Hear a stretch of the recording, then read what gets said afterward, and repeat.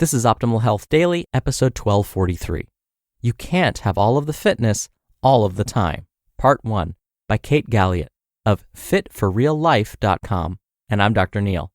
Welcome back to another edition of Optimal Health Daily, or welcome for the first time if you're new here. This is the podcast where I act as your very own personal narrator and read to you from some of the most popular health and fitness blogs online. Now, today's post is a bit on the longer side. So, as usual, I'll read the first half today and then finish it up for you tomorrow. So with that, let's hear part 1 of today's post as we optimize your life. You Can't Have All of the Fitness All of the Time, Part 1, by Galliett of fitforreallife.com. In an ever-social world where everyone is posting everything, from new workout personal records to new workout clothes, it's easy to get distracted from your own fitness journey. All those results others are getting look so dang good, you find yourself wanting all of them. But distraction is the devil when it comes to reaching and being satisfied by your own fitness pursuits. Desire. We've done it since we were kids. Another kid playing with a toy makes that toy infinitely more intriguing to you. A friend gets a new car, and all of a sudden your car seems not so great anymore. Someone you know hits a squat personal record, and all of a sudden you want a squat personal record too, when just a moment before you were content with your goal of accomplish an Ironman triathlon.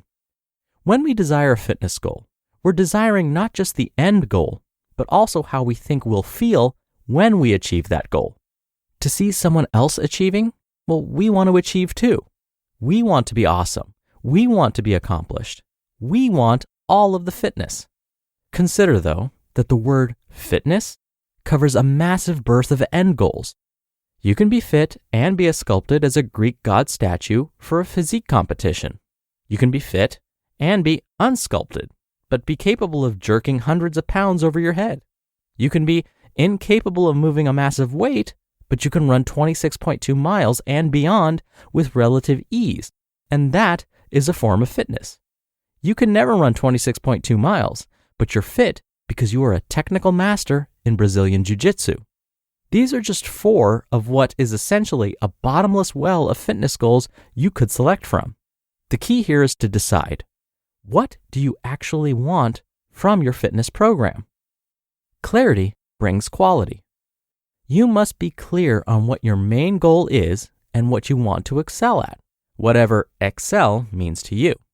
Not only will that spur your motivation, but it will also make it easier to decide what's worth spending time on and what isn't when you set up your fitness program. I'll use a recent new client as an example. They came to me wanting to achieve a new level of performance in swimming that currently eluded them.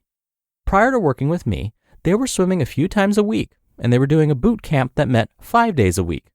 The boot camp class featured the most intense workouts of this client's week.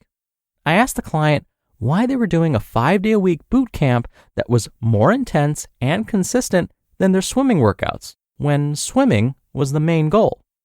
They then indicated that getting a body similar to that of their instructor was also a goal that was poking around in their head. There's the issue. The client wants a second goal, a body like that of their boot camp class instructor. In working to achieve it, they were putting themselves in the hole when it came time to completing the workouts that focused on their initial goal of becoming a high-performing swimmer. This person was working on 2 goals in the hopes of achieving them, when, in fact, one was detracting from the other. Once we got totally clear on which goal was priority number 1, swimming, I was able to help the client restructure her program so any strength work we were doing was supporting and not distracting from the quality and intensity needed to do the swimming workouts.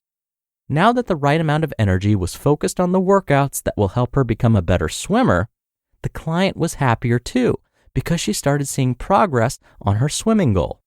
The other goal was moved off the plate for now, yet despite that, the client actually started commenting on how she noticed and enjoyed how her body changed as she improved at swimming. To be continued. You just listened to part 1 of the post titled, "You Can't Have All of the Fitness All of the Time" by Kate Galliett of fitforreallife.com.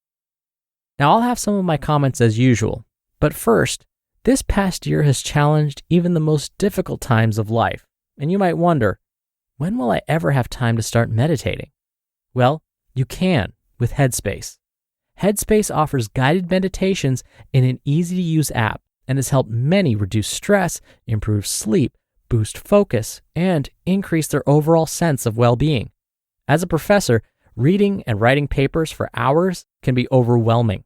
So I've been enjoying Headspace Move for a quick afternoon pick-me-up. Breaking a quick sweat and getting my heart pumped allows me to clear my mind and get some physical activities out of the way.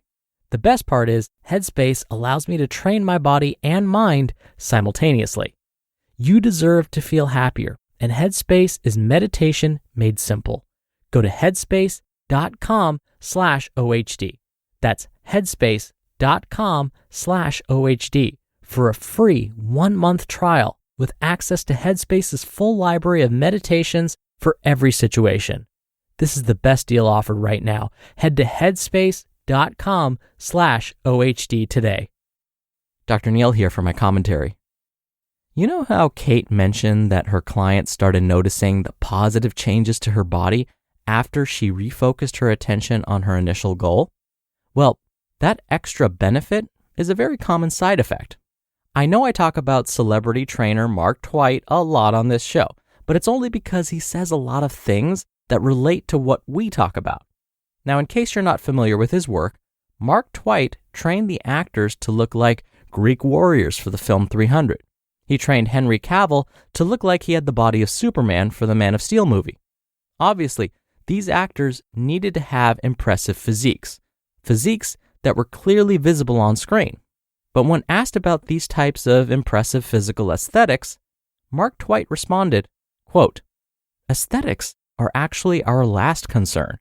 True fitness comes from training the muscle that sits in your skull, your brain."